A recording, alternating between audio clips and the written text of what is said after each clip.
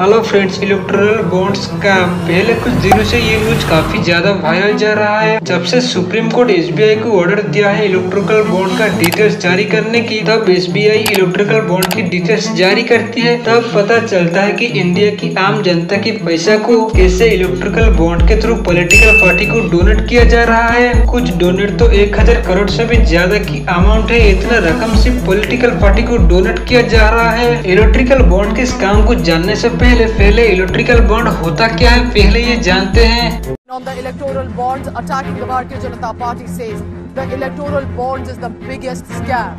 After the Election Commission released the electoral bond data, Congress has reacted, saying that electoral bonds are the biggest scam in the history of India. जब भी election के time आती है तो किसी भी party को कोई रैली हो गया या कहाँ पर पोस्टर लगाना हो गया, कहीं पर पार्टियां हो गया या फिर कहीं पर सोशल मीडिया में ऐड देना हो गया, ये सब करने के लिए पॉलिटिकल पार्टी को पैसे की जरूरत होती है। 2017 में इलेक्ट्रिकल बॉन्ड को स्टार्ट किया गया था। To enable the issuance of electoral bonds in accordance with a scheme that the government of India would frame in this regard.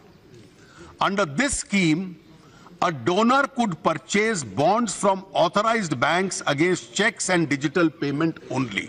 Electrical bond असल में काम ऐसे करता है कि कोई भी रैंडमली कोई भी कॉर्पोरेट कंपनी या कोई लोग इलेक्ट्रिकल बॉन्ड के माध्यम से अनलिमिटेड पैसा पॉलिटिकल पार्टी को डोनेट कर सकती है। वो चाहे बीजेपी हो, कांग्रेस हो या फिर कोई आम आदमी पार्टी हो। और कंपनी कितना पैसा डोनेट करती है बॉन्ड के माध्यम से, कौन सी पार्टी को कौन सा कंपनी, ये सारे डिटेल्स एसबीआई किसी के साथ भी शेयर नहीं करता है। नाम तक भी इलेक्ट्रिकल बॉन्ड को परचेस करने के लिए बैंक से कुछ क्राइटेरिया है, जैसे कि बैंक से ऑथराइज्ड लेना पड़ेगा बॉन्ड को बाय करने के लिए। गवर्नमेंट स्पेसिफिक टाइम सेट किया है बॉन्ड को सेल करने में। साल में आप 4 बार बॉन्ड को बाय कर सकते हो, जनवरी, अप्रैल, जुलाई एंड अक्टूबर, और वो भी 10 दिन के लिए वैलिडिटी होगा। ये सब होने के बाद 29 एसबीआई ब्रांच पर ये दिया जाएगा। न्यू दिल्ली, गांधीनगर, छत्तीसगढ़, बेंगलुरु, भोपाल, मुंबई, जयपुर, लखनऊ, चेन्नई, कोलकाता। मान लो आपके पास एक न्यू पार्टी है, वो चाहे किसी भी पार्टी हो सकती है, तो ऐसे में उस पार्टी को कोई भी आदमी या कोई भी कंपनी इलेक्ट्रिकल बॉन्ड से पैसा डोनेट कर सकती है। लेकिन कम से कम इलेक्ट्रिकल बॉन्ड से जो भी पॉलिटिकल पार्टी उस कंपनी से पैसा लेगा, उसका लोकसभा और स्टेट असेंबली पर 1% वोट हासिल किया होगा और वो आरपीए रजिस्टर के साथ जुड़ा होगा। पहले ये रूल था कि आप तभी चंदा दे सकते हो जब कंपनी का प्रॉफिट जितना भी हो, उस प्रॉफिट में से 7.5% से भी ज्यादा किसी भी पॉलिटिकल पार्टी को डोनेट नहीं कर सकते। लेकिन इस वाली केस में मैक्सिमम अमाउंट कोई भी सेट नहीं किया गया।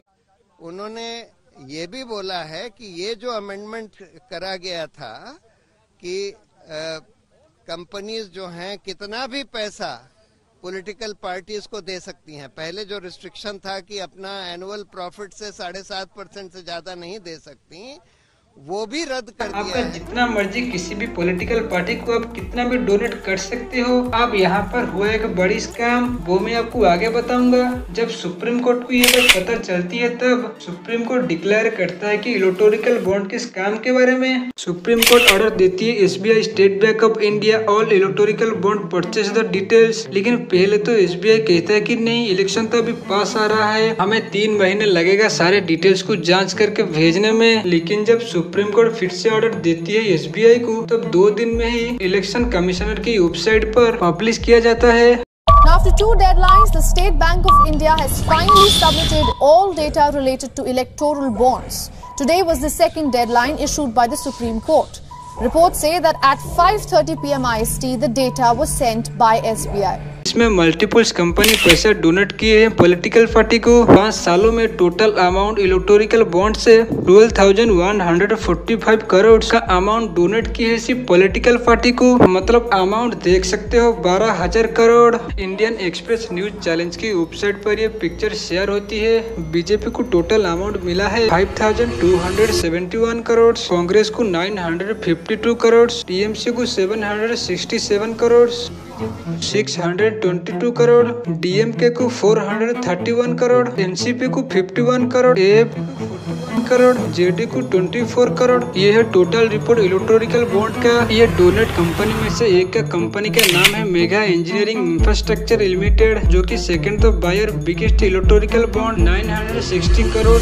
इलेक्शन कमिश्नर की रिपोर्ट के मुताबिक 2018 से 2022 तक ये इलेक्टोरल बॉन्ड को पे किए हैं पॉलिटिकल पार्टी को। इसके बाद कंपनी एक के बाद एक प्रोजेक्ट करता गया। Zoji La tunnel, wind tunnel project. Company करीब 1000 करोड़ की कोई कंपनी सिर्फ पॉलिटिकल पार्टी को सिर्फ डोनेट किया है।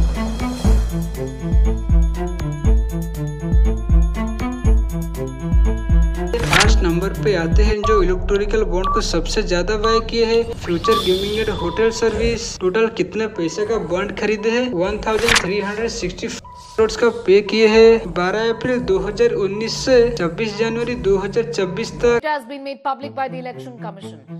According to the data, major donors to political parties include companies like Future Gaming, Hotel Services PR, Mega Engineering Infrastructures Limited, Quick Supply Chain Private। सेंटिगो मैट्रिन जो इस कंपनी के फाउंडर होते हैं, 1991 में इस कंपनी स्टार्ट हुआ था। 2021 में कंपनी में ईडी ने 90.5 करोड़ की मनी लॉन्ड्रिंग की यार्ड पर एक प्रेस कॉन्फ्रेंस में ईडी ने ये भी कहा कि मैट्रिन की कंपनी ने 2009 से 2010 तक निव्योग इंजीनियरिंग जो electoral bond total 55 crore donate किए हैं बीजेपी को। यह वही निव्योग इंजीनियरिंग है जिसने उत्तराखंड के टनल की खुदाई कर रहा था और उस टनल में 41 वर्कर फंस गए थे। जब कोई भी कंपनी को प्रोजेक्ट की टेंडर दी जाती है तब कंपनी की टेक्निकल एलिजिबिलिटी और क्राइटेरिया क्या है, कंपनी की वर्क एक्सपीरियंस कितनी है, जिस भी प्रोजेक्ट का टेंडर दिया गया है उस कंपनी को उस चीज को बनाने के लिए उस कंपनी फाइनेंशियली एलिजिबिलिटी है कि नहीं, उस चीज को बनाने के लिए चेक किया जाती है। ये सब चेक करके उसे टेंडर दिया जाती है उस कंपनी को। ये सब देखकर ये पता चलता है कि कंपनी जितना पैसा प्रॉफिट ना कर रही है उसे कहीं ज्यादा पैसा डोनेट कर रही है पॉलिटिकल पार्टी को। दोस्तों ये वीडियो आपको कैसा लगे नीचे कमेंट सेक्शन में हमें जरूर बताएं।